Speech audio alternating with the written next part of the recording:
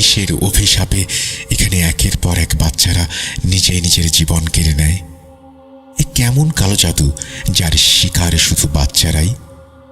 জীবনের সব সঞ্চয় দিয়ে কেনা যে বাড়িটা, সেখানে যদি নিজের সন্তানদের মৃত্যু ভয় নিয়ে বেঁচে থাকতে হয়, তবে এর চেয়ে দুঃখের আর কি থাকতে পারে? আচ্ছা, কোনো বাড়ির মালিকের ওপর যদি কালো জাদু করা হয় আর সে যদি প্রাণ ভয়ে সেই বাড়িটি বিক্রি করে দেয়, পরবর্তী মালিকের ওপরেও কি সেই জাদুর প্রভাব পড়ে? বাড়ির মালিকের ছোট্ট মেয়েটা সেদিন কেন বাথটাবে ডুবে গিয়েছিল? ছাদ থেকে কেনই বা লাফিয়ে পড়েছিল তার ছেলেটা? শুনতে চান?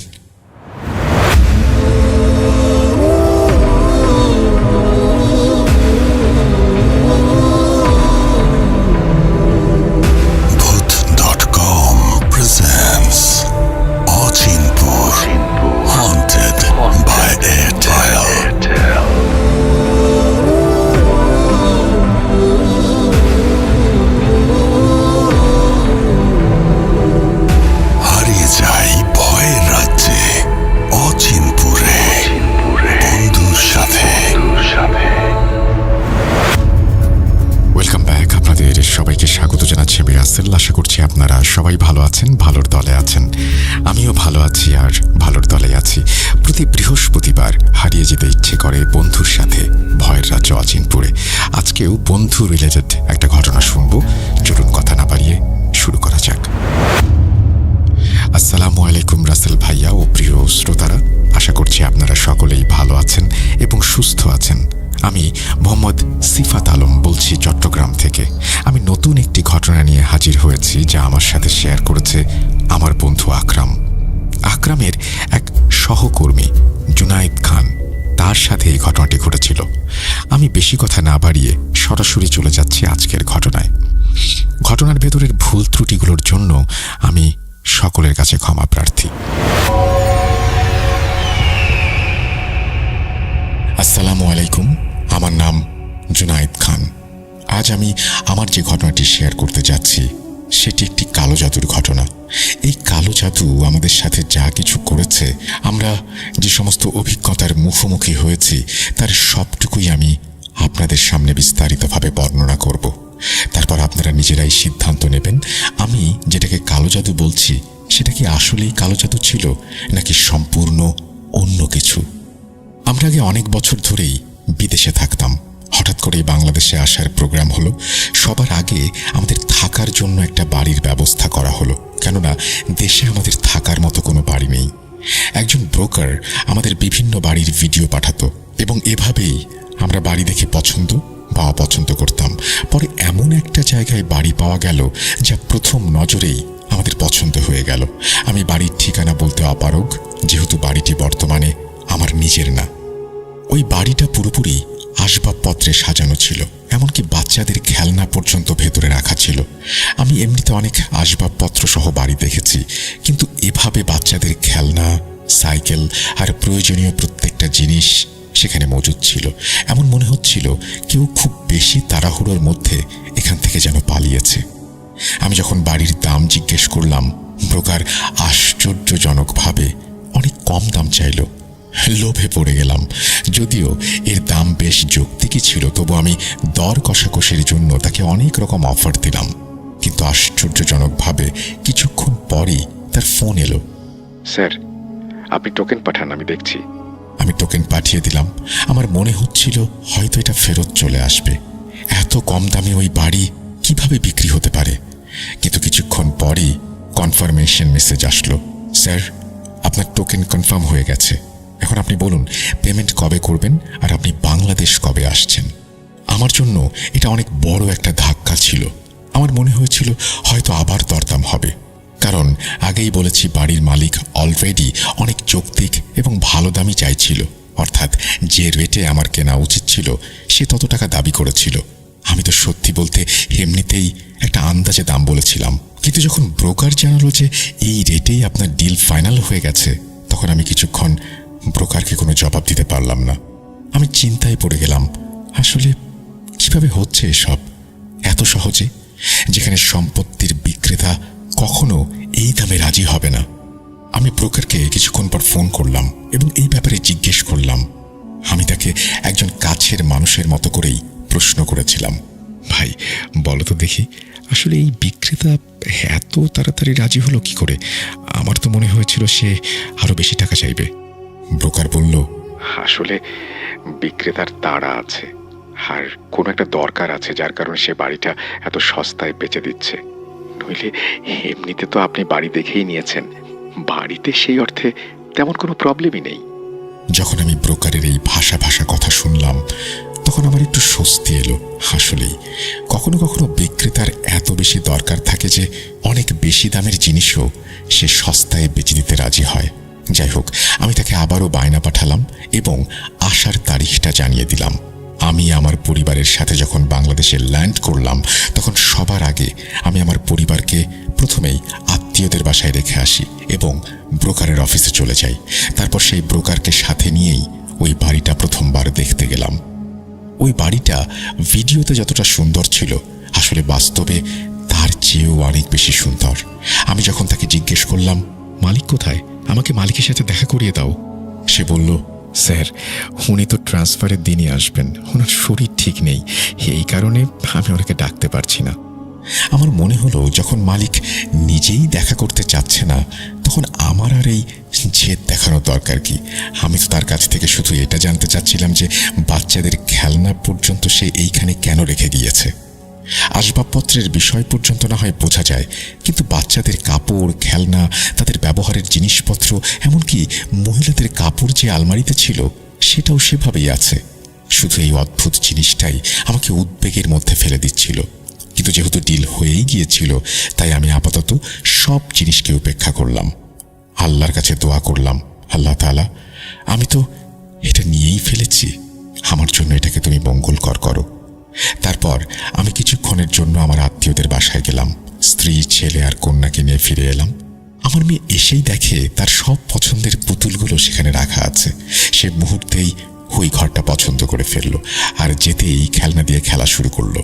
আমার ছেলেও তার ঘর পছন্দ করে ফেললো, যেখানে আগে থেকেই প্লে স্টেশন রাখা ছিল, জগিং মেশিন রাখা ছিল, বক্সিং গ্লাভস, ব্যাডমিন্টনের র্যাকেট, মানে খেলাধুলার প্রত্যেকটা জিনিস সেখানে আগে থেকেই মজুদ। এমন মনে হচ্ছিল ওই লোকগুলো 1 সেকেন্ডের নোটিসে এখান থেকে বেরিয়ে পালিয়েছে। আমি যখন ব্রোকারকে জিজ্ঞেস করলাম, এই বাড়ি পরিষ্কার কে করিয়েছে? ব্রোকার বলল, স্যার চাবি আমার কাছেই ছিল, আমি এসব পরিষ্কার করিয়েছি। তারপর যখন ট্রান্সফারের দিন এলো, আমি অফিসে পৌঁছে গেলাম। সেই অদ্ভুত মালিক তখনও আসেনি। সে ঠিক তখনই এলো যখন ট্রান্সফারের টাইম হয়ে গেল।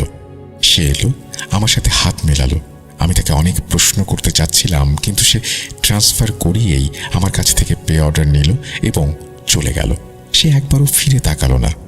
আমি খুব অবাক হচ্ছিলাম এই ভেবে যে কি ধরনের অভদ্র আর অসামাজিক লোক।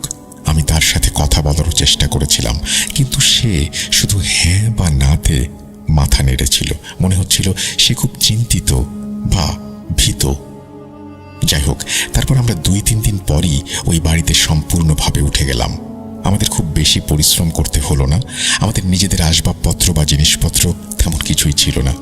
ভেবেছিলাম বাংলাদেশে গিয়ে নতুন করে কিনে নেব, দরকারই পড়ল না। কিন্তু আমাদের জীবনের আসল পরীক্ষাটা শুরু হলো এরপর। আমি, আমার স্ত্রী আর আমাদের 2 বাচ্চা, এই ছিল আমাদের পরিবার। যেহেতু আমার এখানে একটা নতুন ব্যবসা শুরু করার কথা ছিল, এই কারণে আমি তখনও কোনো কাজ শুরু করতে পারছিলাম না। 1-2 মাস বিশ্রাম করার পর আমি ভেবেছিলাম এটার ওপর কাজ শুরু করব, ব্যবসা করব। এই কারণে আমি বাড়িতেই থাকতাম। বাচ্চাদেরও আমি স্কুলে ভর্তি করিয়ে দিয়েছিলাম। কিন্তু কাকতালীয়ভাবে তখন গরমের লম্বা ছুটি চলছিল। ঠিক এই কারণে বাচ্চারাও সারাদিন বাড়িতেই থাকতো। যখন আমরা বাড়িতে উঠলাম তখন আমাদের এক প্রতিবেশী এলেন। তিনি বাড়ির বেল বাজালেন। আমি একজন দারোয়ান রেখে দিয়েছিলাম, সেই এসে জানালো, সাহেব আপনাকে বাইরে কেউ ডাকছেন। আমি যখন বাইরে গেলাম দেখলাম এক ভদ্রলোক দাঁড়িয়ে আছেন, যাকে প্রথম দেখায় বেশ মার্জিত এবং ভদ্র একজন মানুষ মনে হচ্ছিল। তিনি হঠাৎ আমাকে হাত ধরে বাইরে ডেকে নিলেন। আমি খুব অবাক হলাম। আসলে তিনি আমাদের পাশের বাড়িতেই থাকতেন। তিনি আমার কাছে জানতে চাইলেন, আপনারা কারা? আগে যে এই বাড়িতে চৌধুরী সাহেব থাকতেন, আপনারা কি তার কোনো আত্মীয়? না না, আচ্ছা, আমি তো আসলে ওই সমবেদনা জানানোর জন্য এসেছিলাম।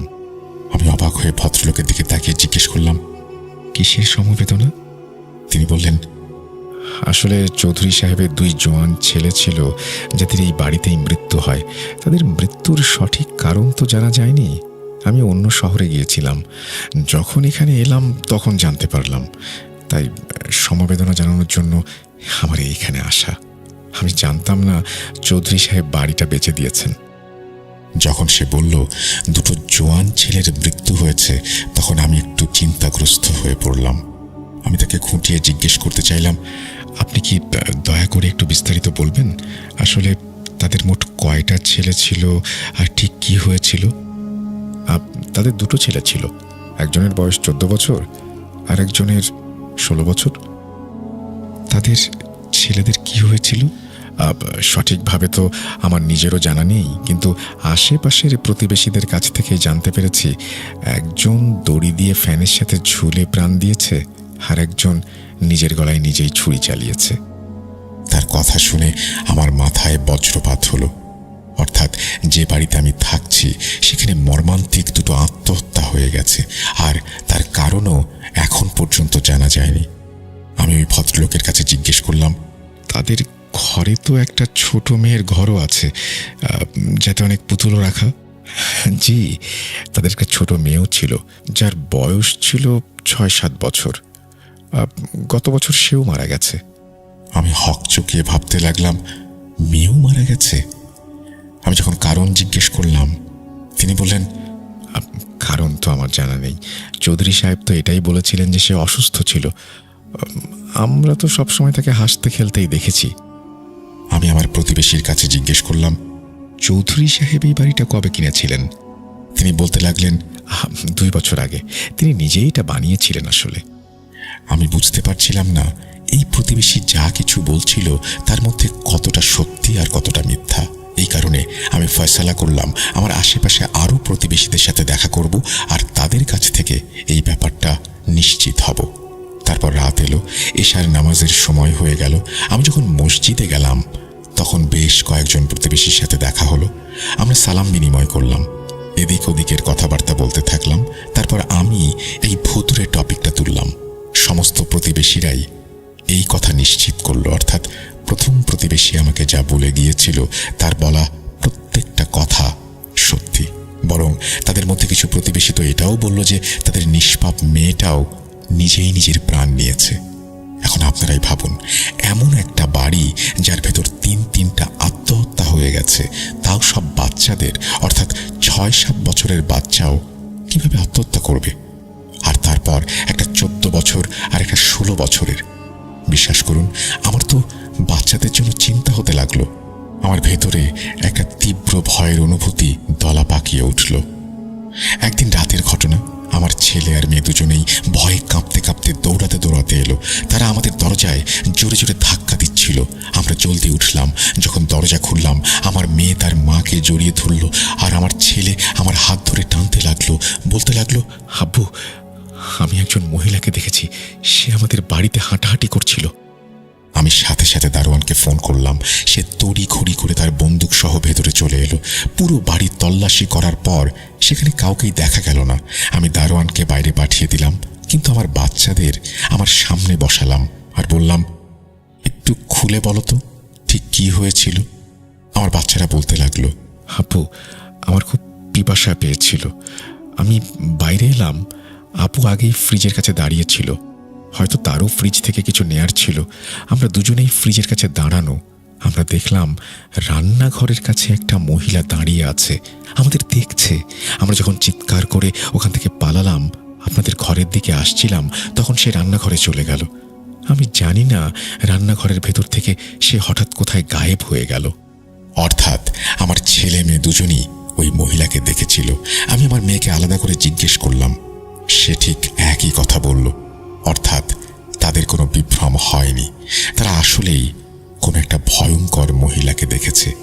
সেই রাতে তো আমি বাচ্চাদের কাছেই শুয়ে থাকলাম, কিন্তু এইসব অদ্ভুত ঘটনা আমাকে তীব্র উদ্বেগের মধ্যে ফেলে দিল।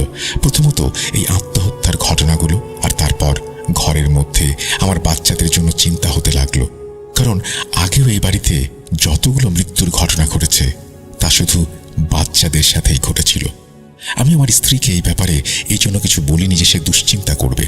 আমি চাচ্ছিলাম এই ভয়াবহ সমস্যার সমাধান আমি নিজেই বের করব।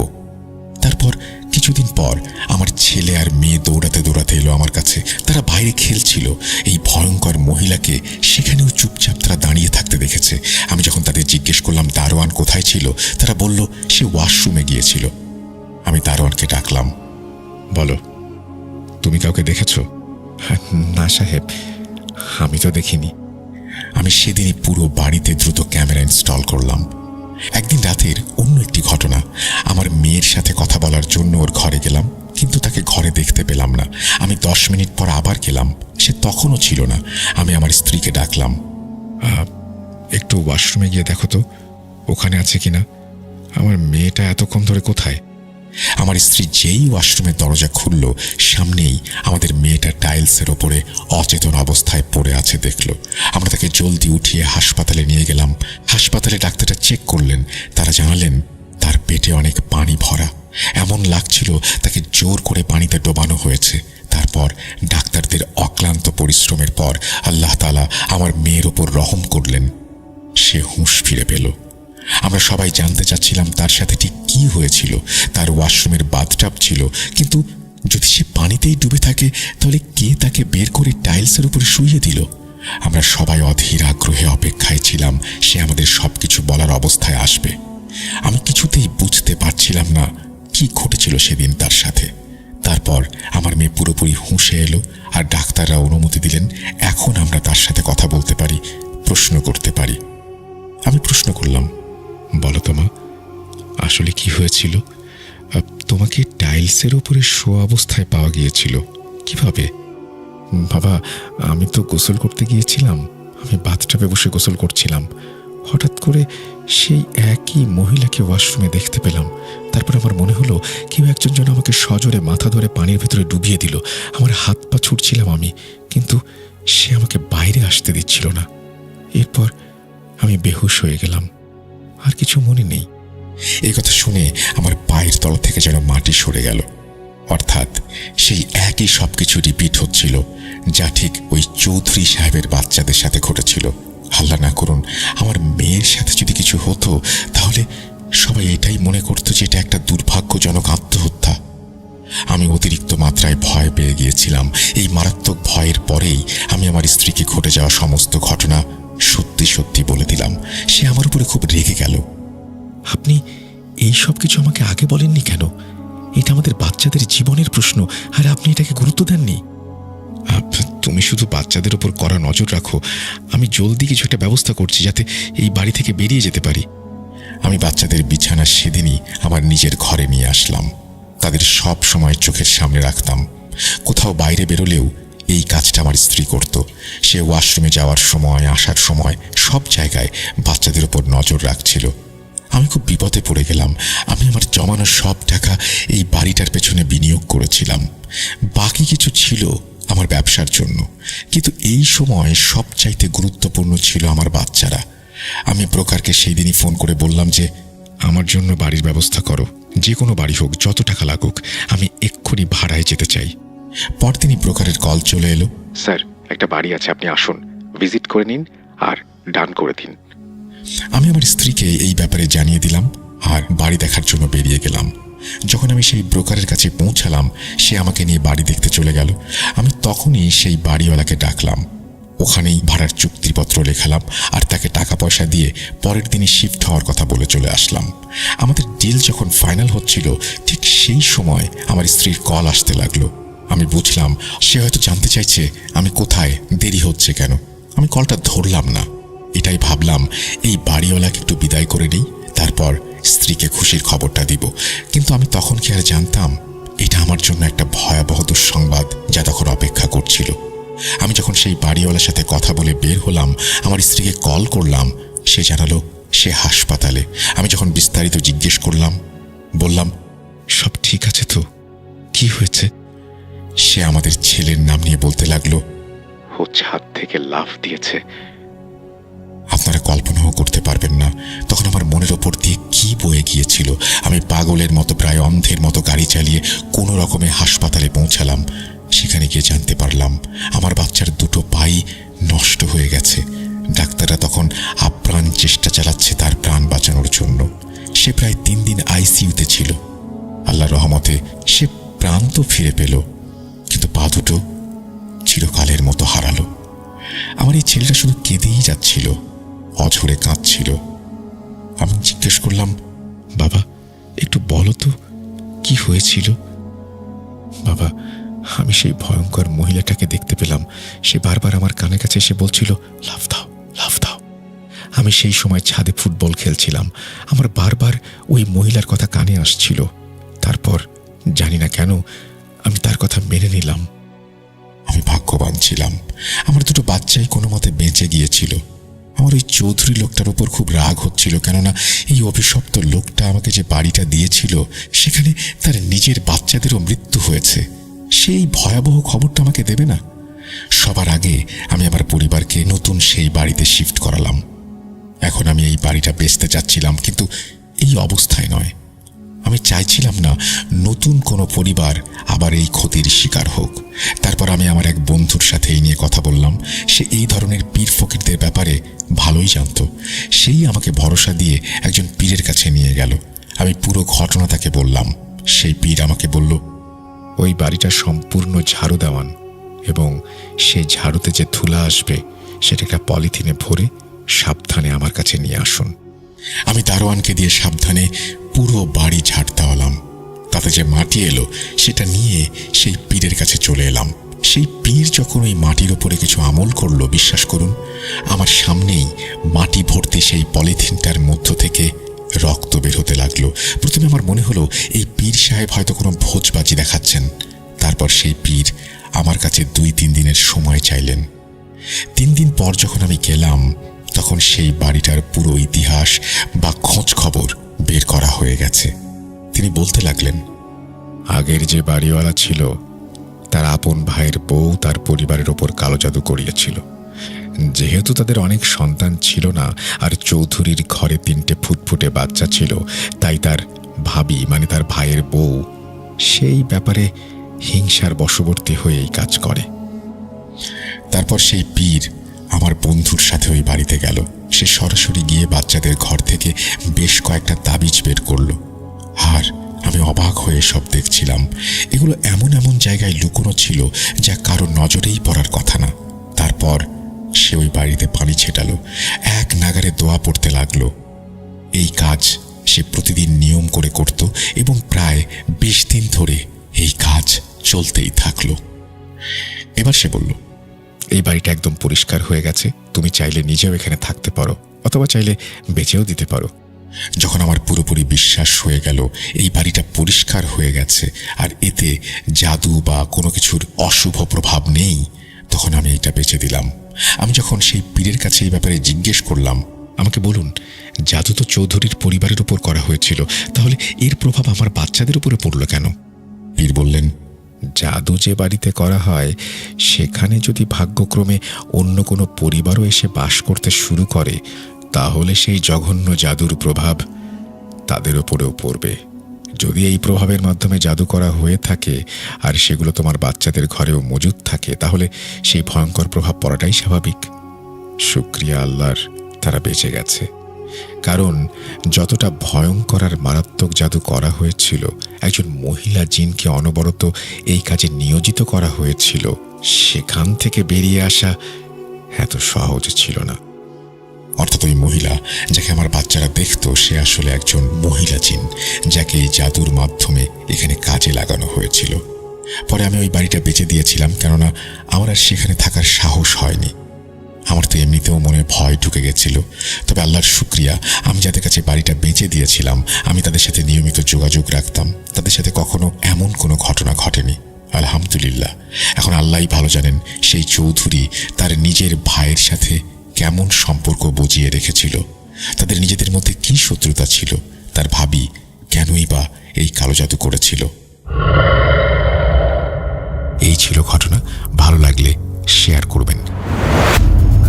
এই বলেই সিফাত আলম তার ঘটনা শেষ করেছেন, অর্থাৎ সিফাত আলম এই ঘটনাটা সংগ্রহ করেছেন। এই ঘটনাটি যিনি বলছেন তার নাম জুনায়েদ খান। আশা করছি ভয়ের রাজ্য অচিনপুরে বন্ধুদের সাথে দারুণ সময় কাটাচ্ছেন আপনি। চলুন কথা না বাড়িয়ে আমরা চলে যাই পরের ঘটনায়।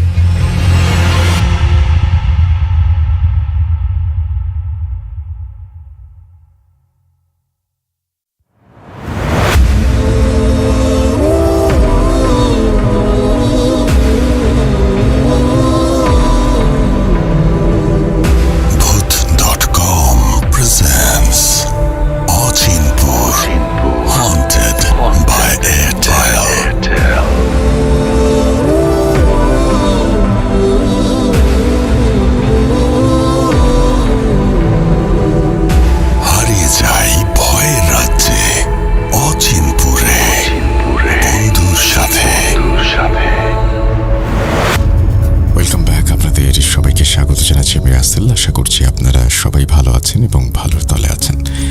আমিও ভালো আছি আর ভালোর দলে আছি। একটা ঘটনায় যাব, যেভাবে লেখা আছে সেভাবেই পড়ে শোনাচ্ছি। আসসালামু আলাইকুম রাসেল ভাই, আমি জানি আপনি সবসময় ভালোর দলে, তাই আর জিজ্ঞেস করলাম না কেমন আছেন। আমি আল্লাহর রহমতে ভালো আছি, সুস্থ আছি। আমি ভূত এফএমের একজন নিয়মিত শ্রোতা। সেই 2014 সাল থেকে বাটন ফোনে ইয়ারফোন লাগিয়ে কখনো ঘরের জানালার পাশে, বাড়ির উঠোনে বসে আমি আমার ফুফাতো ভাই একসঙ্গে ভূত এফএম শুনতাম। কতই না মধুর ছিল সেই সময়। যাই হোক, ব্যক্তিগত কারণে আমি আমার নাম ঠিকানা গোপন রাখছি, এবং সেটি কি কারণে ঘটনাটি পড়লে বুঝতে পারবেন। নাম ঠিকানা গোপন রাখতে চাইলেও তিনি এখানে নাম ঠিকানা এবং ফোন নাম্বার শেয়ার করেছেন। আমি সেটা পড়ে শোনাচ্ছি না। তারপরে তিনি লিখছেন, আমি বাংলা টাইপিংয়ে তেমন পারদর্শী নই, তাই অনাকাঙ্ক্ষিত ভুল ত্রুটি ক্ষমা সুন্দর দৃষ্টিতে দেখবেন। কথা না বাড়িয়ে ঘটনায় যাওয়া যাক। ঘটনাটি মূলত আমার সাথেই, অর্থাৎ আমাকে খাওয়ানোর জাদু। আমাদের এখানে এটাকে বলা হয় বান মারা। এটা মূলত হিংসার কারণে করা হয়ে থাকে। ছোটবেলা থেকে আমি এবং আমার পরিবার আমাদের এলাকার মধ্যে সবার থেকে অন্যরকম, মানে খুব ভালো এবং সম্মানিত ছিলাম। আমার দাদা আমাদের মসজিদের মুয়াজ্জিন ছিলেন। তিনি মারা গেছেন, আল্লাহ যেন তাকে বেহেশত নসিব করেন, আমিন। আমাদের চলাফেরা বাকি সবার থেকে আলাদা ছিল, আর আমরা গ্রামে থাকলেও আমাদের জীবনযাত্রা মোটেও গ্রামের মতো ছিল না। তো এটাই ছিল সেই মানুষরূপী শয়তানের হিংসার মূল কারণ, যারা আমাকে এই কুফরিটি করেছিল। হ্যাঁ, তারা দুজন মহিলা মিলে, এবং তারা আপন যা এবং পরিবারে এই ধরনের কাজ অনেক আগে থেকেই তারা করে আসছে। এক কথায় তাদের পরিবারের সবাই কুফরি কবিরাজ টাইপের বিভিন্ন ঝাড়ফুঁক করে বেড়ায়। ঘটনার সূত্রপাত হয় 2016 সালে। আমি তখন 10ম শ্রেণীতে পড়ি। আমার আব্বু আমাদের বাড়িতে একটা সমিতি খোলে। যেহেতু আমাদের পরিবার সবার কাছে অনেক বিশ্বস্ত ছিল, তাই আমাদের গ্রাম এবং পাশের গ্রামের অনেক মানুষ আমাদের সেই সমিতিতে টাকা জমাতো। আর এর আগেও এমন 2-3 বার সমিতি করে আব্বু সবাইকে তাদের টাকার হিসাব পরিপূর্ণভাবে বুঝিয়ে দিয়েছেন। কিন্তু এবার ঘটল এক বিপত্তি। এখান থেকেই সেই বিভৎস কালো জাদুর সূত্রপাত। আমি সবার ছদ্মনাম ব্যবহার করছি। ধরেন তার নাম জাবেদা। এই জাবেদা এবার সমিতির হিসাবে কিছু গড়মিল করার চেষ্টা করে। তার দাবি সে নাকি আরো 5,000 টাকা বেশি পাবে, কিন্তু সমিতির খাতায় স্পষ্টভাবে দেখা যাচ্ছে তার হিসেব পরিপূর্ণভাবে আব্বু বুঝিয়ে দিয়েছে। সমিতির সকল সদস্যর কাছে আব্বু তার হিসেব মিলিয়ে দেয়, এবং সকলের একই কথা, জাবেদার হয়তো কোনো ভুল হচ্ছে, কিন্তু সে সেটি মানতে নারাজ। এক পর্যায়ে সে তুমুল বাকবিতণ্ডায় জড়িয়ে পড়ে এবং আমার আব্বু আম্মুর সঙ্গে মারামারির পর্যায়ে চলে যায়। মেম্বার সাহেব এসে বিষয়টি দেখেন। তিনিও হিসাব করে দেখেন আব্বুর হিসাবে কোনো গড়মিল নেই। মেম্বার তখন জাবেদার স্বামীকে একটা চড় মেরে সেখান থেকে তাদের সমিতির পাওনা টাকা দিয়ে বিদায় করে দেয়। কিন্তু কে জানতো এই ঘটনার পরে সে আমাদের থেকে এইভাবে বদলা নেবে।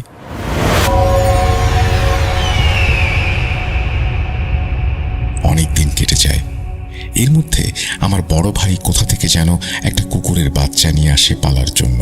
কিছুদিন সেই কুকুরটিকে খাওয়ানোর পরে ও পোষ মেনে যায়। কিন্তু আমি একদিন সন্ধ্যার একটু পরে বাইরে যাওয়ার সময় দেখি সেই কুকুরটি জাবেদার বাড়ির সামনে দাঁড়িয়ে আছে। এবং তার মুখে একটা বড় কালো মোরগ, যার মাথা কেউ কেটে ফেলেছে, কিন্তু তার মাথার জায়গা থেকে এক ফোঁটা রক্তও বের হচ্ছে না। মোরগটা তখনও নড়ছে। আমি এইটা দেখে সাথে সাথে কুকুরটাকে থাবা দিয়ে ধরতে গেলে সেই মোরগটা রেখে আমার দিকে খুবই হিংস্রভাবে তেড়ে আসে এবং আমার পায়ে কামড় দিতে চায়। আমি একটু লাফ দিয়ে ওঠায় সে আমাকে কামড় দিতে পারে না। নখ দিয়ে আমার পায়ে আঁচড় কেটে দেয় এবং আমার পা অনেকখানি কেটে রক্ত বেরিয়ে আসে। আমি ক্ষতস্থান ধরে বাড়ির দিকে আসতে লাগলে পেছন থেকে কুকুরটি আমার দিকে তাকায় এবং দেখি সে আমার যে জায়গা দিয়ে রক্ত গড়িয়ে পড়ছে মাটিতে সেটি চেটে চেটে খাচ্ছে। বিষয়টি দেখে আমি একটু ঘাবড়ে যাই। আমাদের পোষা কুকুরটি আমাদের সাথে এমন আচরণ করলো, কেনই বা করলো সে? আমি তখন বাড়িতে না গিয়ে আমাদের মোড়ের পল্লী ডাক্তারের কাছে গেলাম এবং ক্ষতস্থানটি দেখাতে গিয়ে চমকে উঠলাম। একটু আগে আমার পায়ে আঁচড় লেগে রক্ত বেরিয়ে এসেছিল, কিন্তু কি অদ্ভুত, মোড়ে আসতে আসতেই সেই ক্ষতস্থানটি সামান্য একটা আঁচড়ের দাগে পরিণত হয়ে গেল। দাগটি এতই নগণ্য দেখাচ্ছে যে ওখান থেকে রক্ত বের হওয়ার কথাটা আমিও বিশ্বাস করতে পারছি না।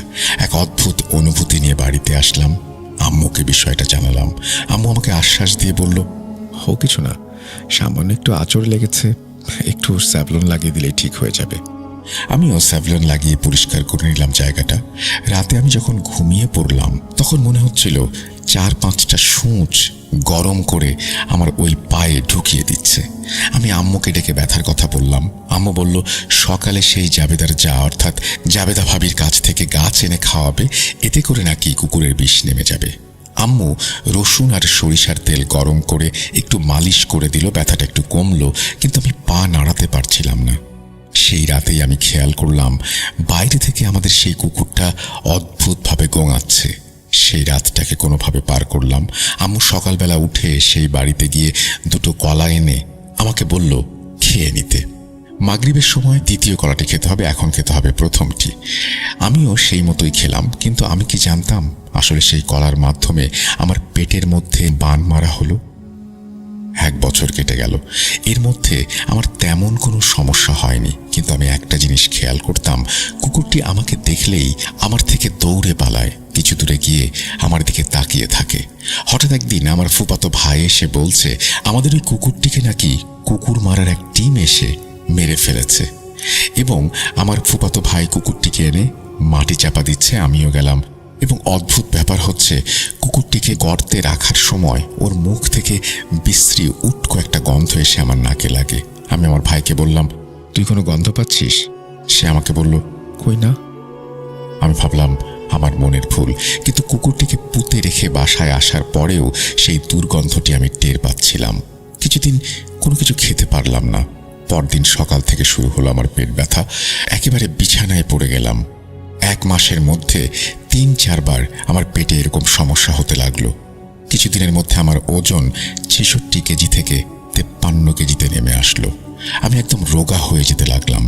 আমি রাজশাহী মেডিকেলে গিয়ে ভালোভাবে সবকিছু টেস্ট করালাম, কিন্তু আমার সকল টেস্টের রিপোর্ট একদম স্বাভাবিক। ডাক্তার ওষুধ দিলেন এবং বললেন এবার এরকম হলে আমি একসাথে 500 mg'র 2টা অ্যান্টিবায়োটিক যেন খেয়ে নিই। মেডিকেল থেকে বাড়িতে আসার 2 দিনের মাথায় আবার আমার সমস্যা হলো। আমি ডাক্তারের কথা মতো ওষুধ খেতে থাকলাম। এর মধ্যে আমি একটি বিশেষ জিনিস খেয়াল করলাম, আমি যখনই কোনো ভালো খাবার খাই অর্থাৎ মাছ মাংস খেলেই আমার এই সমস্যাটি বেশি হয়। নর্মাল হলে আমি ঠিক থাকি। 1 মাস ওষুধ খাবার পরে আমি বেশ কিছুদিন সুস্থ থাকি। তবে বিপত্তিটা বাধে রমজান মাসে। 13তম রমজানে আমার এই সমস্যা আবার শুরু হয় এবং ভালো খাবার নয়, আমি পানি খেলেও সেটা আমার শরীর থেকে বেরিয়ে যায়। এইভাবে চলতে চলতে ঈদ পড়ে যায়। আমি বিষয়টি টের পেয়ে যাই এটা কোনো সাধারণ অসুখ নয়। আমি ঈদের 4র্থ দিন রাতে স্বপ্নে দেখি আমার ঘরের এক কোণায় আমি নিজেই বসে থেকে আমাকে দেখছি এবং আমি আমাকে ডাকার আপ্রাণ চেষ্টা করছি, কিন্তু আমার মুখ থেকে কোনো কথা বের হচ্ছে না। এক পর্যায়ে যখন আমি আমি যাকে ডাকছি সে চোখ খুলে আমার দিকে তাকায়, আমি ঘুমের মধ্যেই চিৎকার দিয়ে উঠি। আমার শরীর পুরো ঘামে ভিজে গেছে। এ কি দেখলাম আমি দেখলাম আমার পেট থেকে সাপের মতো কোনো অবয়ব আমার মুখ দিয়ে বেরিয়ে আসছে। আমি ঘুমের মধ্যে চিৎকার করে ওঠার কারণে আমার আব্বু আম্মু আমার ঘরে আসে এবং লাইট জ্বালাতেই দেখে আমার মুখ দিয়ে ফেনা বের হচ্ছে। বলে রাখি, আব্বু আম্মু এই সকল জিন ভূত জাদুটোনায় বিশ্বাস করে না। তারা ভাবে আমার অসুস্থতার কারণেই এমন হচ্ছে। আমিও তাদেরকে আমার স্বপ্নের ব্যাপারে কিছু বললাম না। পরদিন সকালে আমি আবার অসুস্থ হয়ে পড়ি, কিন্তু এবার আর টয়লেট নয়, বরং আমি বমি করতে থাকি। আর বমি দিয়ে সেই কুকুরের মুখের মতো দুর্গন্ধ বের হয়। সারাদিন কিছু খেতে পারলাম না। রাতে আমাকে নরম ভাত রান্না করে দেয়া হলো, মুখে তুলে খাইয়ে দেয়া হলো। আমি এতটাই অসুস্থ হয়ে পড়েছি যে নিজের হাতে ভাত উঠিয়ে পর্যন্ত খেতে পারছিলাম না। আমার এই অবস্থা দেখে আম্মু সেই রাতে আমার কাছেই শুয়ে থাকলেন এবং আমি কিছুক্ষণ পরে ঘুমিয়ে পড়লাম। ঘুমের মধ্যে আমি এবার স্বপ্নে দেখি আমার বাড়ির উঠোনে দাঁড়িয়ে আমার আম্মুকে আমি ডাকছি, কিন্তু আম্মু কোনো সাড়া না দেয়ায় আমি রান্নাঘরের দরজার সামনে যেতেই গত স্বপ্নের মতোই আরেকটি অবয়ব এসে আমাকে টেনে রান্নাঘরে নিয়ে যায়। আমার ঘাড়ের পেছন থেকে এমনভাবে চেপে ধরে আমি ঘুমের মধ্যেই আবার চিৎকার দিয়ে উঠি। আম্মু আমাকে ডেকে ওঠান এবং দেখেন আমি ঘুমের মধ্যেই আমার কাপড় ভিজিয়ে ফেলেছি। আমি তড়িঘড়ি করে উঠে যাই এবং বাথরুমে গিয়ে আবার বমি করতে থাকি। আমার বমি দিয়ে কালো রক্ত বেরিয়ে আসে। সেই রক্ত দিয়ে কুকুরের মুখের সেই দুর্গন্ধ তীব্রভাবে বেরিয়ে আসে। আমার বুঝতে বাকি রইল না আমার সাথে খুবই খারাপ কিছু ঘটছে। আমি আর দেরি করলাম না। পরের দিন সকালে আমার বন্ধু আবিরকে বিষয়টি জানাই এবং তাকে একজন ভালো কবিরাজের খোঁজ করতে বলি। আমার বন্ধু আবির অনেক ধার্মিক এবং খুবই ভদ্র একটা ছেলে। সে আমাকে সঙ্গে সঙ্গে এক কবিরাজের সন্ধান দিল। আমি আর এক মুহূর্ত দেরি না করে ওর সাথে বেরিয়ে পড়ি সেই কবিরাজের বাড়ির উদ্দেশ্যে। আবির তার বাইক নিয়ে আমার বাড়িতে আসে এবং আমাকে ধরে তার বাইকে উঠিয়ে রওনা দেয়।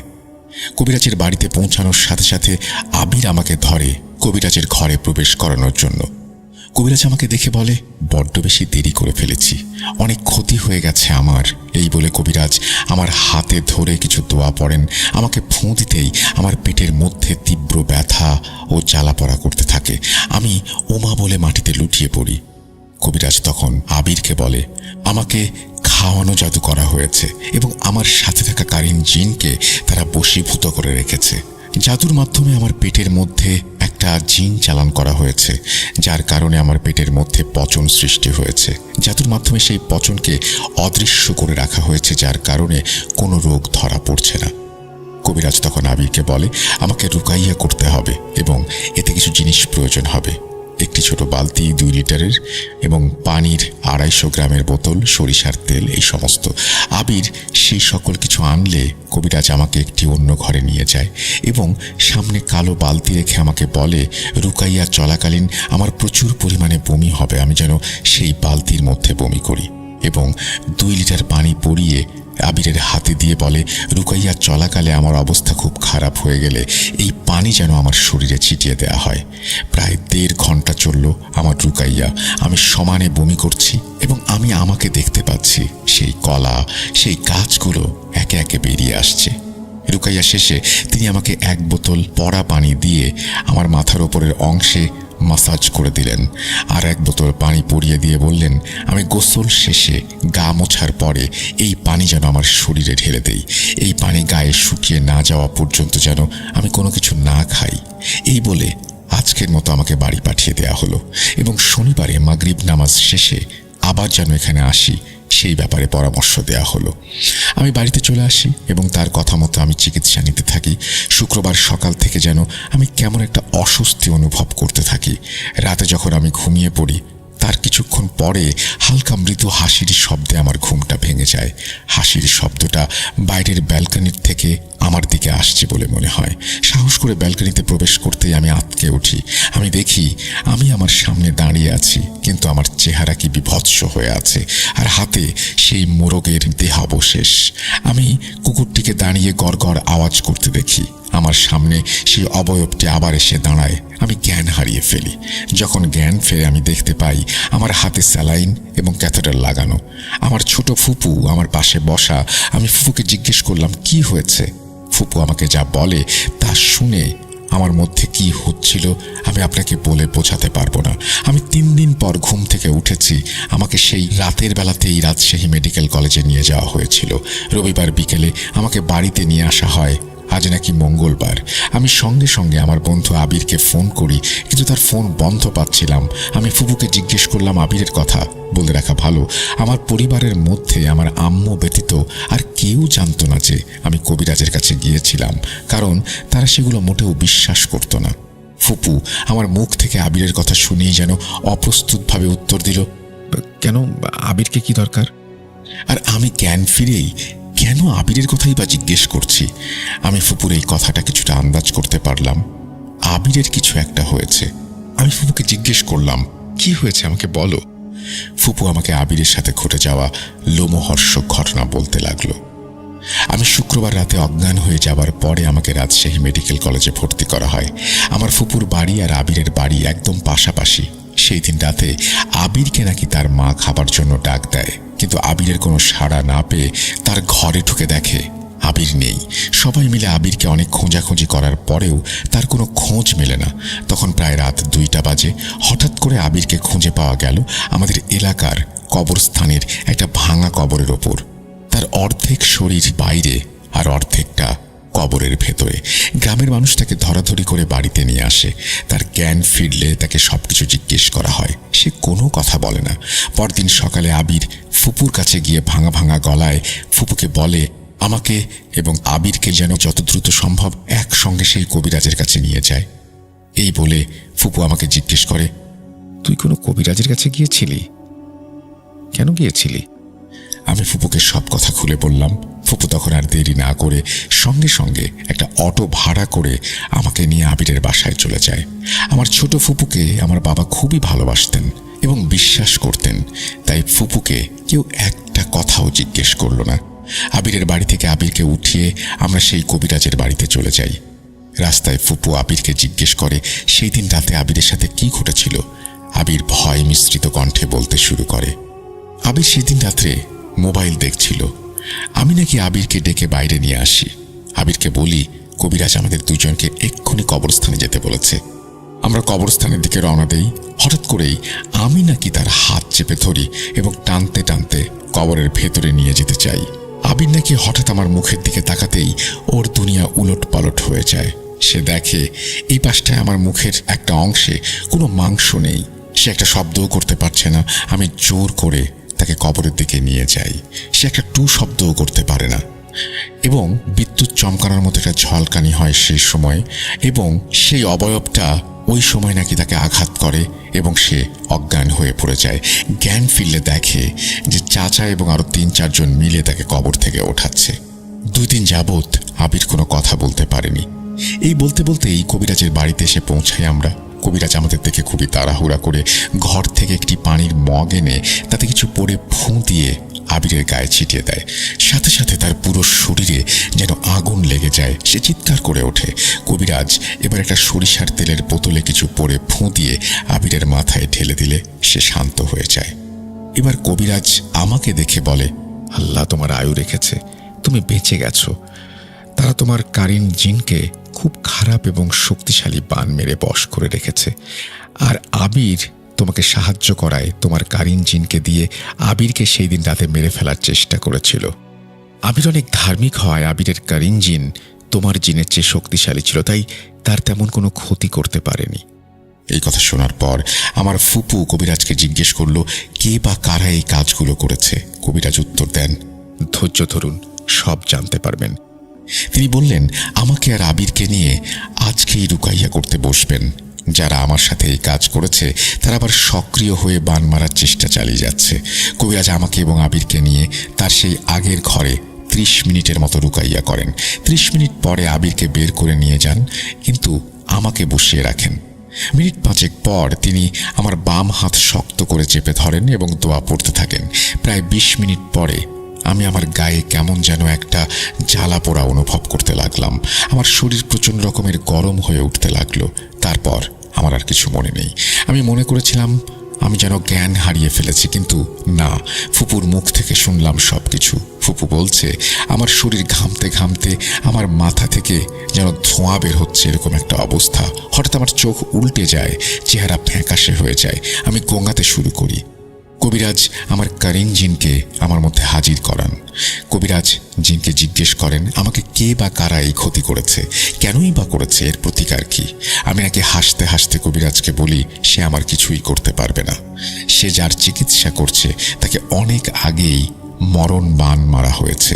কবিরাজ তখন আবার কিছু দোয়া পড়ে সাহায্যকারী জিনকে হাজির করে এবং এর প্রতিকার সম্পর্কে জানতে চায়।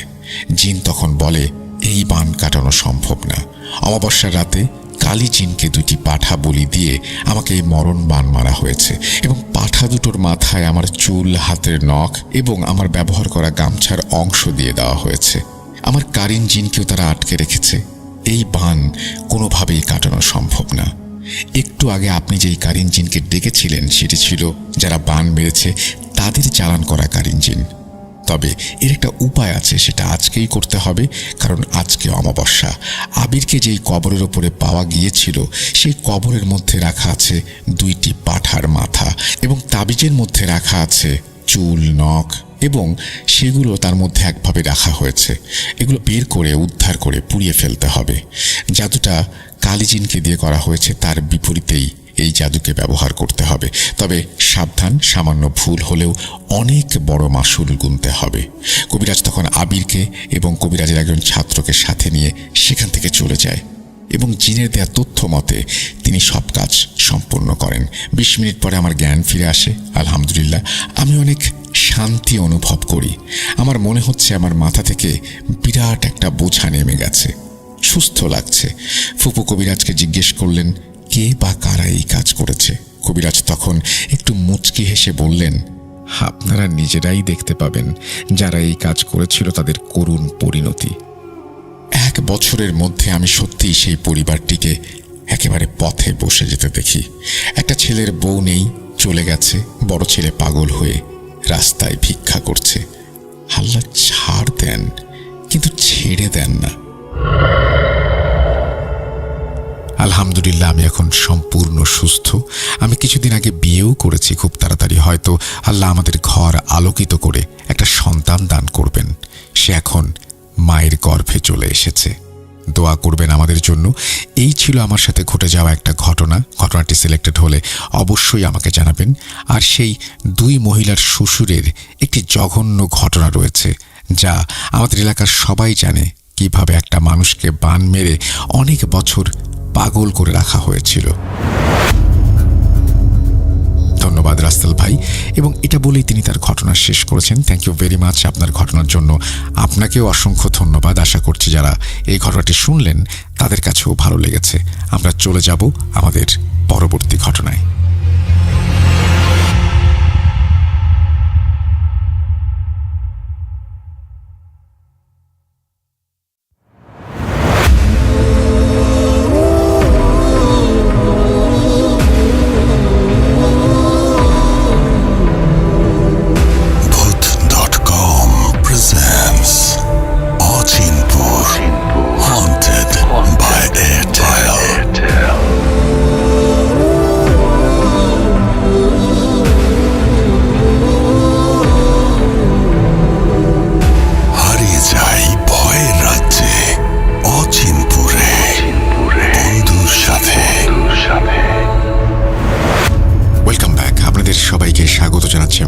আশা করছি আপনারা সবাই ভালো আছেন, ভালোর দলে আছেন। আমিও ভালো আছি আর ভালোর দলে আছি। কথা না বাড়িয়ে ঘটনায় যাব। যেভাবে লেখা আছে সেভাবেই পড়ে শোনাচ্ছি। আসসালামু আলাইকুম রাসেল ভাই, আশা করি ভালো আছেন। আমি শামীম সাদি, বর্তমানে দুবাইয়ে থাকার কারণে ঘটনাটি ইমেল করে পাঠালাম এবং ঘটনাটি পড়ে শোনালে অনেক খুশি হব। কোথায় যেন পড়েছিলাম একজন মানুষ তার জীবনে নাকি অন্তত একবার অস্বাভাবিক ঘটনার সম্মুখীন হয়। সেদিন আমিও একবার এমন একটা ঘটনার মুখোমুখি হয়েছিলাম। অবশ্যই এর পেছনে কোনো যুক্তিসঙ্গত কারণ ছিল, যা তখন না বুঝলেও এখন বুঝি। ঘটনাটা বলেই ফেলি। অবশ্য এর আগে যতজনকে বলেছিলাম কেউ বিশ্বাস করেনি, উল্টো হাসাহাসি করেছে। তাই আজ আপনাদের আমার জীবনের সাথে ঘটে যাওয়া সেই ভয়ঙ্কর ঘটনাটি শেয়ার করব, যার ফলে আমি মানসিকভাবে এতটাই বিপর্যস্ত হয়েছিলাম যে টানা কয়েক মাস আমি ভীষণ আতঙ্কের মধ্যে ছিলাম। এমনকি টয়লেটে যাওয়ার সময়ও আমার পাশে কাউকে থাকতে হতো। মূল ঘটনায় আসি।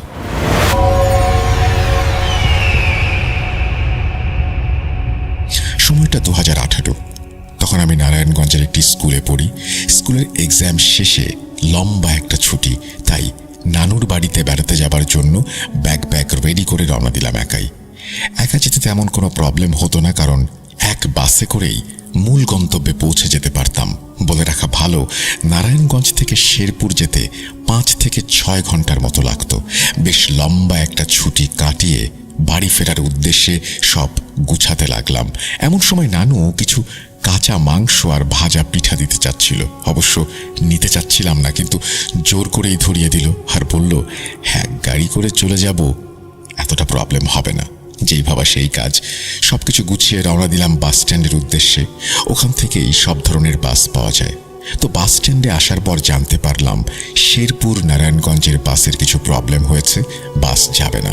এমনিতেই আমি এই রাস্তায় নতুন, আর এমন সিচুয়েশনে পড়েছি আম্মু নানু এদেরকে বললে নেক্সট টাইম একা একা কোথাও বেড়াতেও দেবে না। তাই কাউন্টারের এক আঙ্কেলকে বললাম। আঙ্কেল বলল, এখান থেকে গাজীপুর যাও, ওখান থেকে সব বাস পাবে। তাই দেরি না করে রওনা দিলাম গাজীপুরের উদ্দেশ্যে।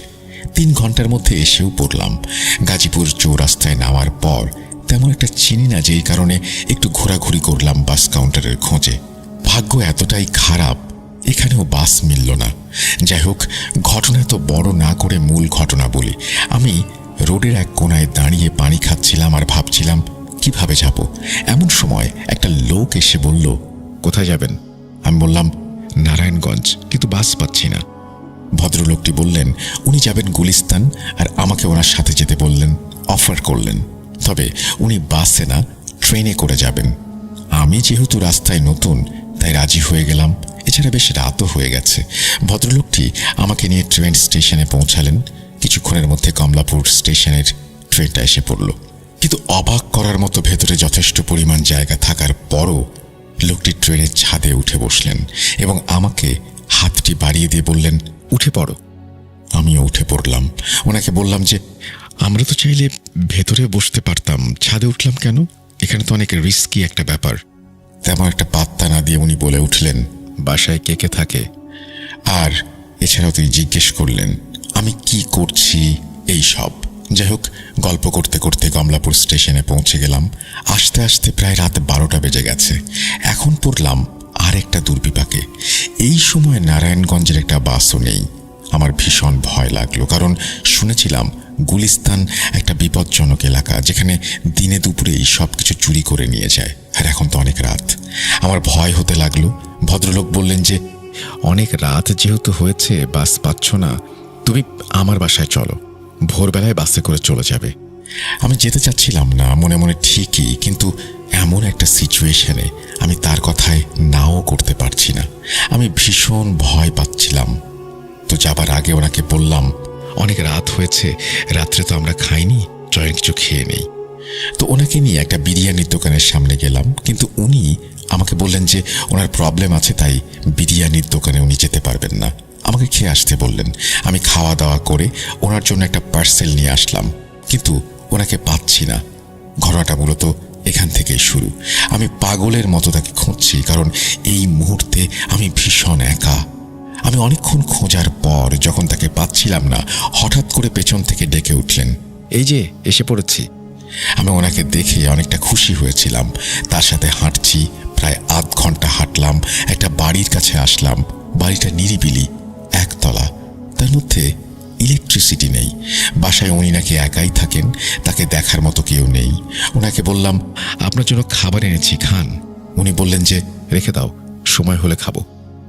একটু পর আমাকে বললেন যে আমার ব্যাগে থাকা গোস্তের প্যাকেটটা তাকে দিতে। অবাক হয়ে গেলাম। আমার ব্যাগে যে মাংস আছে এটা আমারই মনে ছিল না, উনি কিভাবে জানলেন? যাই হোক, কোনো কিছু জিজ্ঞেস না করেই দিয়ে দিলাম। ফোনের চার্জও ছিল না। ঘুটঘুটে অন্ধকারে আমরা কথা বলছিলাম। প্রথম দিকে তাকে ভয় না লাগলেও এখন আমার অনেকটা ভয় লাগছে তার কর্মকাণ্ডে। উনি আমার হাত থেকে ব্যাগটা নিয়ে আমাকে শুতে বলে কেমন যেন একটা অদৃশ্য হয়ে গেলেন অন্ধকারে। তেমন ভালো দেখতেও পাচ্ছিলাম না। কিছুক্ষণ পর পর ওনার ভয়েস শুনতে পাচ্ছিলাম। আমি শুয়ে শুয়ে অনেক কিছু ভাবছি, কোনোভাবে ঘুম আসছে না। রুম থেকে হঠাৎ করে বিশাল পচা গন্ধ আসতে শুরু করলো, দম বন্ধ হয়ে যাচ্ছে। আমি ঘুমানোর ভান ধরে পড়ে রইলাম, আর শুনতে পাচ্ছি কটকট করে কিছু একটা খাওয়ার আওয়াজ, যেন হিংস্র কোনো পশু খাচ্ছে, নিঃশ্বাস নিচ্ছে। এমনিতেই অন্ধকার, তার মধ্যে ভীষণ গন্ধ, আর এরকম একটা গরম এনভায়রনমেন্টে আমি রীতিমতো ভয়ে ঘামতে শুরু করলাম। মুখ দিয়ে কোনো শব্দ বের হচ্ছে না আমার। আমি অনেক আল্লাহ আল্লাহ করতে লাগলাম। আমি চাইলেও দৌড় দিতে পারবো না, যে কারণে আমি চোখ বুজে সব সহ্য করছিলাম। আমি একটু অনুভব করতে পারছিলাম আমার পেছনে কে যেন ধুপ করে শুয়ে পড়ল। আমি নড়াচড়া না করে স্ট্যাচুর মতো শুয়ে থাকলাম। পেছন থেকে একটা ঠান্ডা হাত আমার ঘাড়ে হাত দিল। আমার সেন্সলেস হওয়ার মতো একটা অবস্থা, এতটা ভয় পাচ্ছিলাম। আমি পেছনে ঘুরে তাকাতে সাহসও পাচ্ছিলাম না।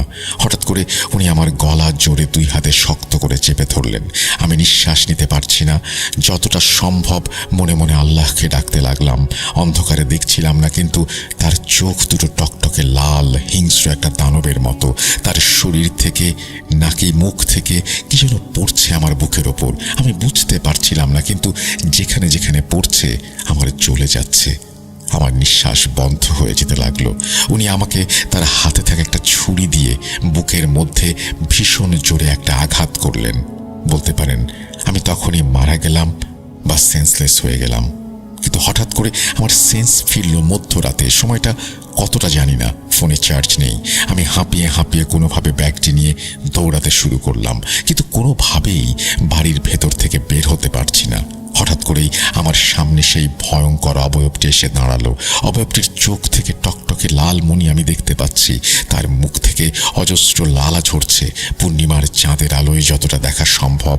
আমার মুখ দিয়ে কোনো শব্দ বের হচ্ছিল না। ভয়ে চিৎকার করতে চাচ্ছিলাম হেল্পের জন্য, কিন্তু চিৎকার করতে পারছিলাম না। আমাকে দ্বিতীয়বার সেই ভয়ঙ্কর অবয়বটি আঘাত করল। আমি জ্ঞান হারালাম। জ্ঞান ফিরল মসজিদের আজানে।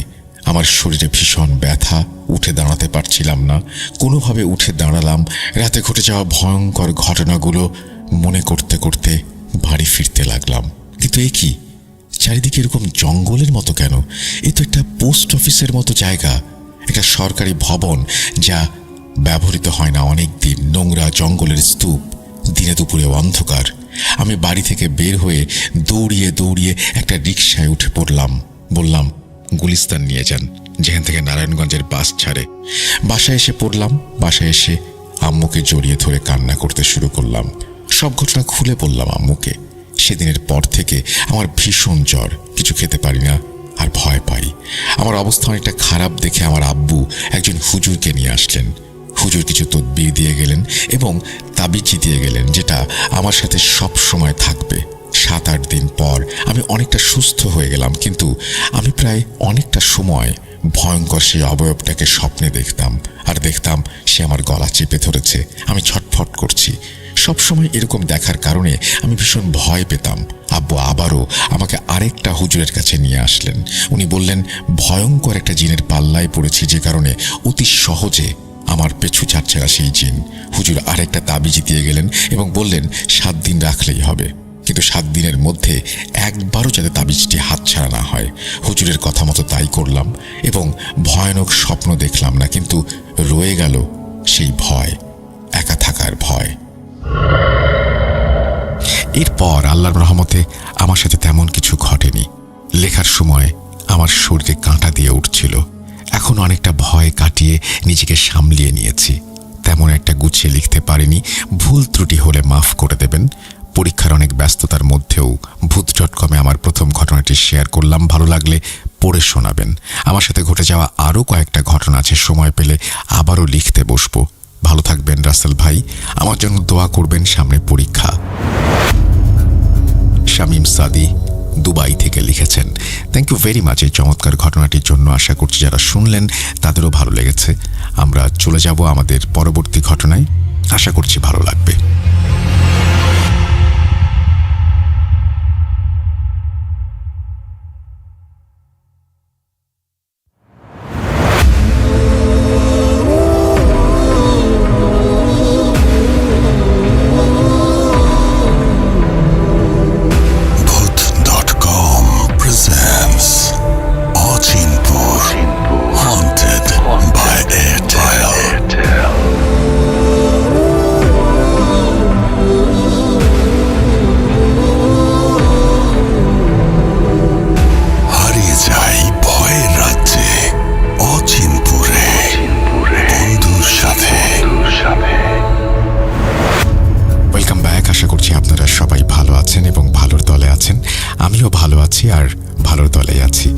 যেভাবে লেখা আছে সেভাবেই পড়ে শোনাচ্ছি।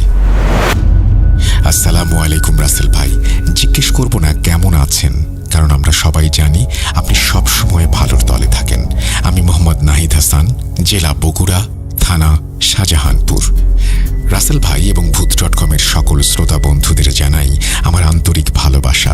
আমি আগেও একটা ঘটনায় ইমেল করেছিলাম এবং তা শ্রোতা বন্ধুদের নিকট পড়ে শোনানোর জন্য আপনাকে অনেক ধন্যবাদ রাসেল ভাই। আজকে আমি সকলের নিকট যে ঘটনাটি শেয়ার করতে চাই তা আমার গ্রামের এক দাদুর সাথে ঘটে যাওয়া কালো জাদুর ঘটনা। ঘটনাটা ঘটে আজ থেকে প্রায় 30 বছর আগে, তাই লেখায় কোনো ভুল ত্রুটি হলে ক্ষমা সুন্দর দৃষ্টিতে দেখবেন। কথা না বাড়িয়ে আমি ঘটনায় চলে যাই।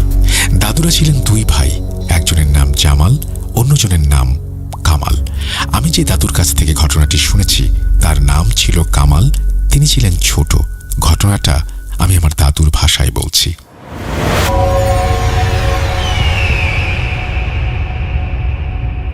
আমার বাবা মারা যাবার পর পরিবারে আমার মা, বড় ভাই আর আমি ছিলাম। আমার বয়স তখন 15, আর বড় ভাই অর্থাৎ জামালের বয়স ছিল 21 বছর। আমার বাবার অনেক সম্পদ ছিল, যেহেতু আমরা তখনও কেউ বিয়ে করিনি আর সবাই একসাথে থাকতাম, তাই বাবা আমাদের মাঝে সম্পত্তি ভাগ করে দেননি। সব সম্পদ আমাদের বাবা মায়ের নামে করে দিয়ে পরপারে চলে যান। যেহেতু পরিবারের বড় ছেলে আমার বড় ভাই, তাই সেই হিসেব করে সম্পদগুলো দেখাশোনা করত। আমাদের বড় ভাই জমি চাষ করতেন, ধান বা অন্যান্য ফসল বিক্রি করে অর্থ উপার্জন করতেন।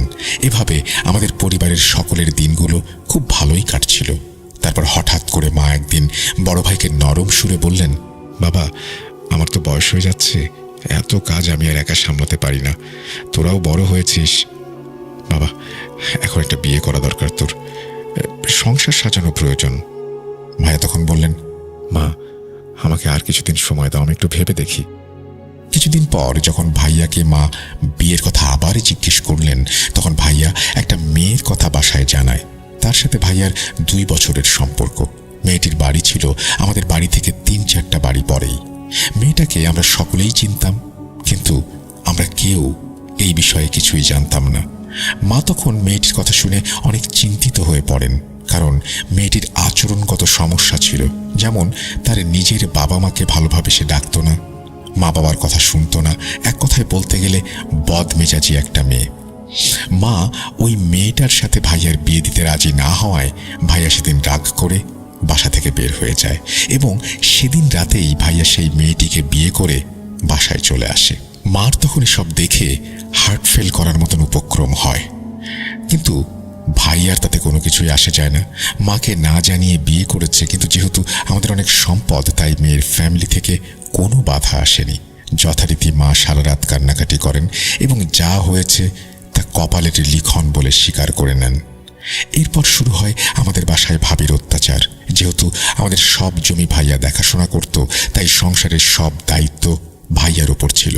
ভাবি মাকে দিয়ে সব কাজ করাতো, মাকে আর আমাকে ঠিকমতো খেতেও দিত না, আমাদের থেকে প্রচুর কাজ করিয়ে নিত, আর ভালো ব্যবহার করাতো দূরের কথা, ঠিকভাবে কথা পর্যন্ত বলতো না।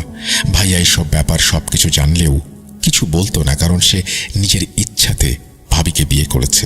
এরপর যখন ভাবি দেখলেন ভাইয়ার সব জমি মায়ের নামে করা, তখন তিনি আবার মায়ের উপর অত্যাচার করে রোজ বলতেন, আপনার সব জমি আপনার বড় ছেলের নামে করে দেন, আর না হলে আমি আপনাকে কষ্ট দিতে দিতে মেরে ফেলব। আরও বলেন, আমার মা মারা গেলে সব সম্পত্তি বড় ভাই পাবেন। আমার বাবার করা দলিলে এমনটাই লেখা ছিল। মা এসব জেনেও মুখ বুজে সব সহ্য করে যান। তারপর এভাবে দিন চলতে থাকে। কি ভাবছেন, আমি কোনো প্রতিবাদ করেছি কিনা? আসলে ভাইয়ার প্রতি আর আমার প্রতি ভালোবাসার জন্য মা সব কিছু সহ্য করে গেছেন, আর আমাদের চুপ করে থাকতে বলেছেন। তারপর মা একদিন সহ্যের সীমা পেরিয়ে সিদ্ধান্ত নিলেন আমাদের 2 ভাইয়ের মধ্যে সম্পত্তি সমান ভাগে ভাগ করে দেবেন। বড় ভাই জেনে খুশি হলেও ভাবি মোটেও খুশি হলেন না। তিনি চাইতেন সব সম্পদ বড় ভাই পাক এবং আমরা তাদের চাকর হয়ে থাকি।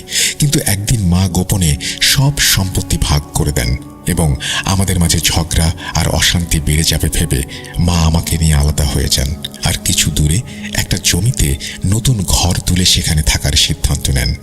ভাইয়া আর ভাবিকে আলাদা করে দেয়া হলে ভাবি একটুও খুশি হন না। এরপর কিছুদিন থেকে লক্ষ্য করা যায় মা ঠিকভাবে খেতে পারছে না, কোনো কাজ করতে পারছে না। দিনের বেলাতেও ভয় পেয়ে রীতিমতো চিৎকার দিয়ে উঠত। শরীর শুকিয়ে দিন দিন রোগা হয়ে যাচ্ছিল। মাকে নিয়ে সেই সময়ের অনেক বৈদ্যের কাছেও আমরা গিয়েছি। মায়ের শরীর তখন দুর্বল ভেবে বৈদ্যমশাই তরল কিছু ঘুমের ওষুধ দেন, কিন্তু তাতেও কোনো উপকার হয় না। তারপর একদিন রাতে মা ঘুম থেকে উঠে পানি খাওয়ার উদ্দেশ্যে বাইরে রান্নাঘরে যান এবং রান্নাঘর থেকে বাইরে বের হয়ে একটা কালো ছায়া দেখতে পান।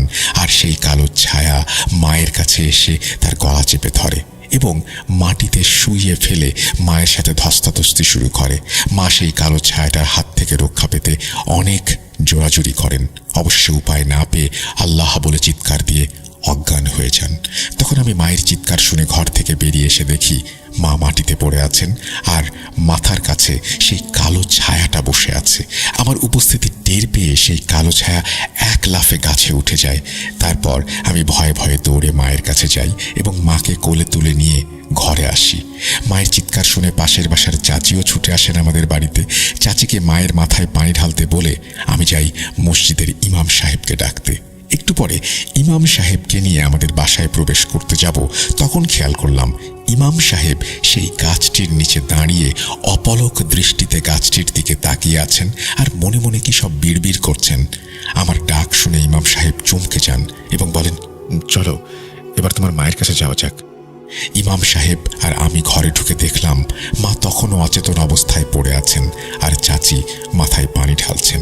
তারপর ইমাম সাহেব মাকে অনেক ঝাড়ফুঁক করেন এবং একটি গ্লাসে পানি পড়ে সেই পানি মায়ের মুখে ছিটিয়ে দিতেই মা জ্ঞান ফিরে পান এবং আমাদের সব ঘটনা খুলে বলেন। সব শুনে ইমাম সাহেব একটু চুপ করে থেকে মাকে বলেন, আপনি সুস্থ হয়ে যাবেন, টেনশনের কিছু নেই।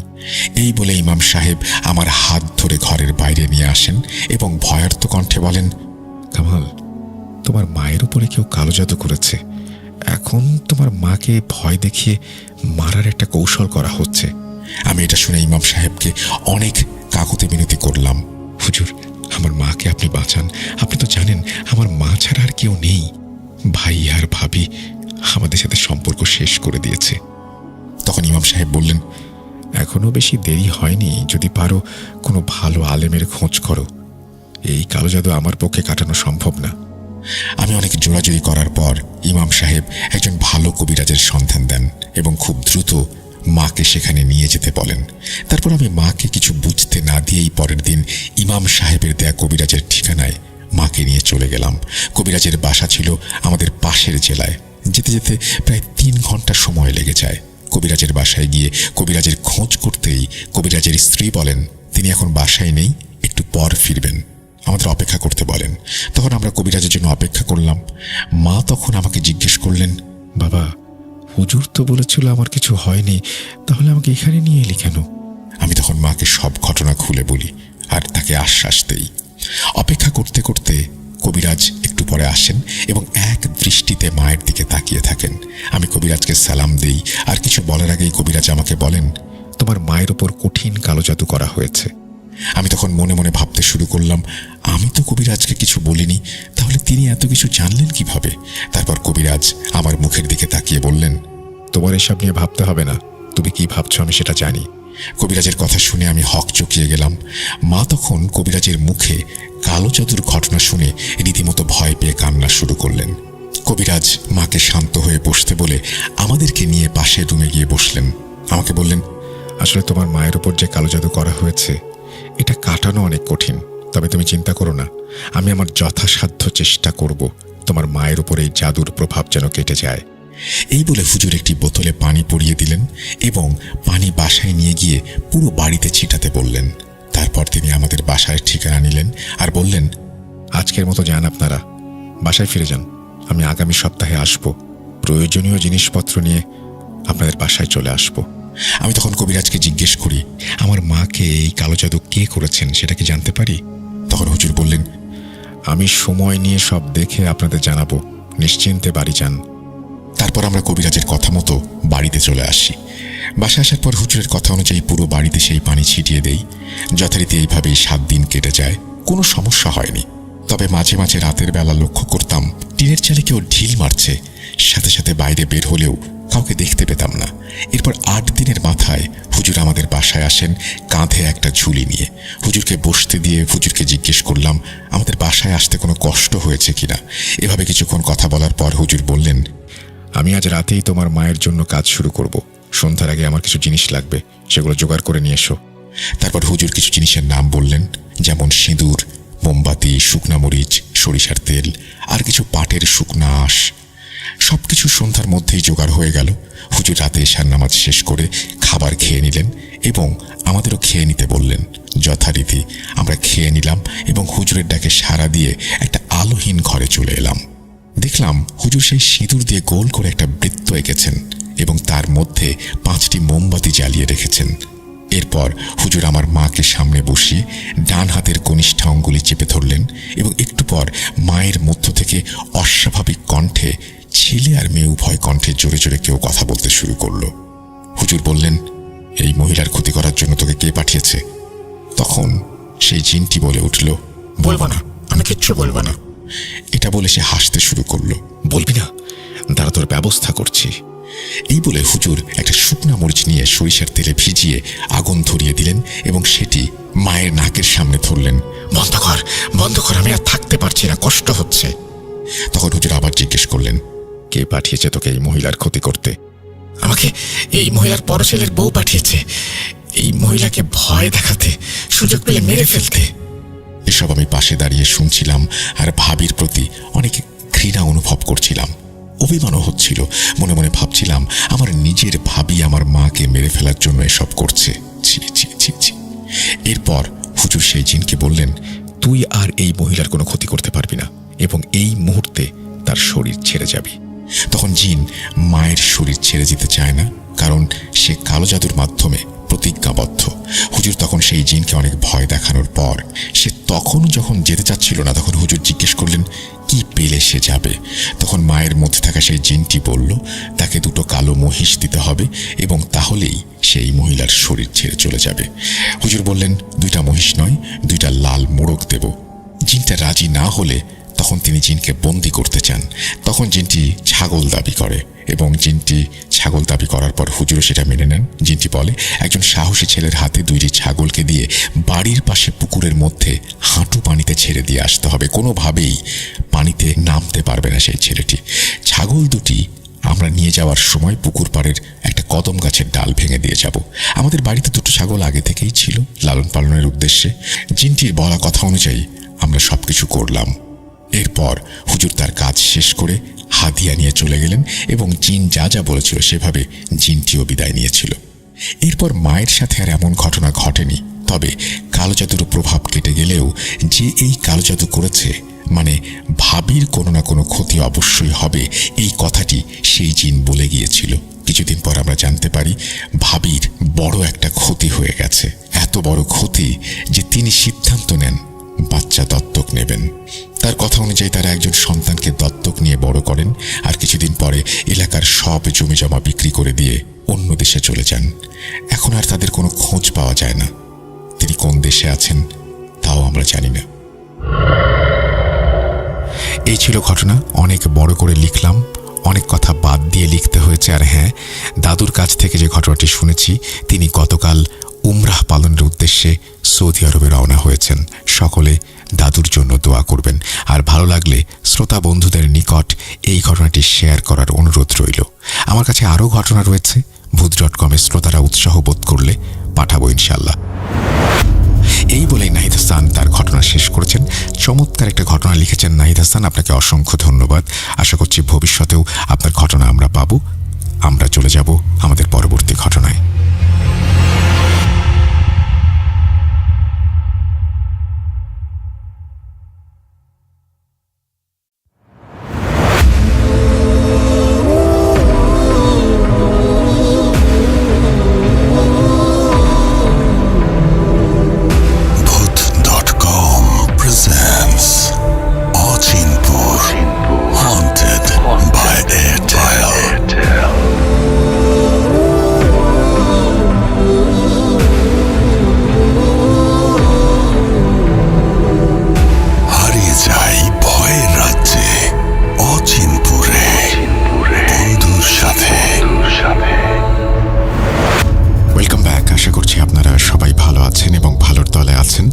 আমিও ভালো আছি আর ভালোর দলে আছি। যেভাবে লেখা আছে আমি সেভাবেই পড়ে শোনাচ্ছি। আসসালামু আলাইকুম প্রিয় রাসেল ভাইয়া, আমি উম্মে সালমা স্বর্ণা বরিশাল থেকে ঘটনা লিখে পাঠাচ্ছি, কারণ স্টুডিওতে গিয়ে শেয়ার করা আমার পক্ষে সম্ভব না। যোগ্য মনে হলে সবাইকে পড়ে শোনাবেন। ঘটনাটি ভয়ঙ্কর কিনা জানি না, তবে অদ্ভুত। এটা আমার প্রথম পাঠানো ঘটনা, তবে আমি আমার মেজ বোন 2012 সাল থেকে ভূত এফএমের ভক্ত ছিলাম, এখনো আছি। প্রথম ঘটনা লিখছি, জানি না কতটা গুছিয়ে লিখতে পারবো। আমার স্টোরিটি সিলেক্টেড হলে কাইন্ডলি আমাকে জানাবেন। যাক, কথা না বাড়িয়ে ঘটনায় চলে যাই। ঘটনাটি 2014 সালের, বরিশাল মঠবাড়িয়া উপজেলার বান্দবপাড়া ইউনিয়নের। ঘটনাটি ঘটে আমার ফুফাতো বোন আদিবার সাথে। এটি ছদ্মনাম, আমি আদিবার মতো করেই বলছি।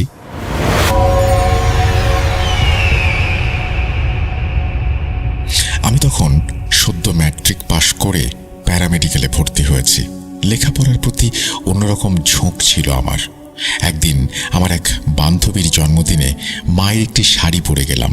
সেখানে আমার সেই বান্ধবীর চাচাতো ভাই আমাকে প্রপোজ করলো। আগেও কলেজ টাইমে মাঝে মাঝে ছেলেটি আমার আশেপাশে ঘুরঘুর করত।